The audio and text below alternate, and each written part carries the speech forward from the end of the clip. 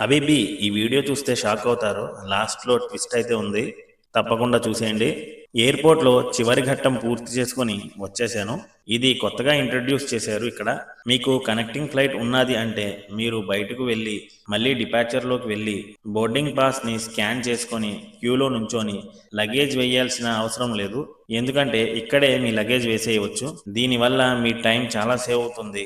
అంతేకాకుండా మీ ఫ్లైట్ వెంటనే ఉంటే మీరు ఎయిర్పోర్ట్ లోపల నుండే ట్రాన్స్ఫర్ గేట్ ద్వారా డొమెస్టిక్ సెక్యూరిటీ చెక్కి వెళ్ళిపోవచ్చు. ఇక్కడ బ్యాగేజ్ వేయాలి, వీళ్ళు స్కాన్ చేసి ట్యాగ్ వేస్తారు.